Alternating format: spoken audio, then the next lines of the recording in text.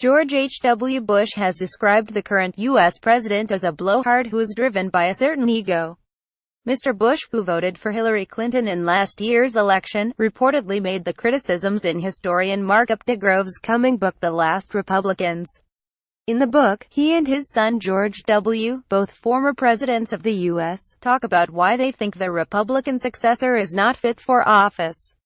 According to reports, Mr. Bush Sr. told the author in May last year, "I don't like Trump. I don't know much about him, but I know he's a blowhard. And I'm not too excited about him being a leader."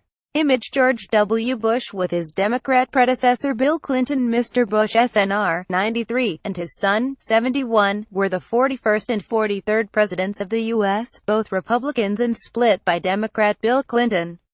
The book follows a speech by George W. Bush in which he warned that bigotry, white supremacy and falsehoods were coarsening the tone of the U.S. and threatening its democracy.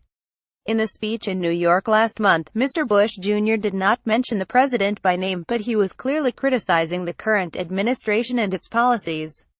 Mr. Bush Jr. left his ballot blank in the election and said in the book that Mr. Trump doesn't know what it means to be president. He said he had been surprised Mr. Trump had won the election, also expressing surprise in his lack of humility and inability to recognize his own limitations.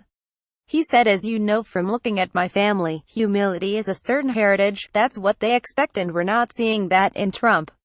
Image Mr. Bush Sr., 93, and his son, 71, were the 41st and 43rd presidents of the U.S. He also said Mr. Trump had failed to surround himself with more knowledgeable people, a key part of being president. After Mr. Trump had described himself as his own advisor, Mr. Bush had said, "Wow, this guy really doesn't understand the job of president." Mr. Updegrove said the younger Bush had inspired the title of his book, sharing a fear before the election that he would be the last Republican president.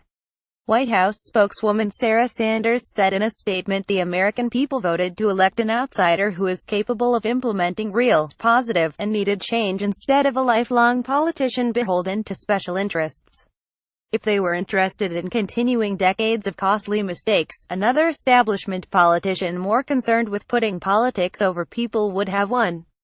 Mr. Bush Jr. also refuted claims that his Vice President Dick Cheney and Defense Secretary Donald Rumsfeld had controlled the White House from behind the scenes, telling Mr. Updegrove that they didn't make one FG decision.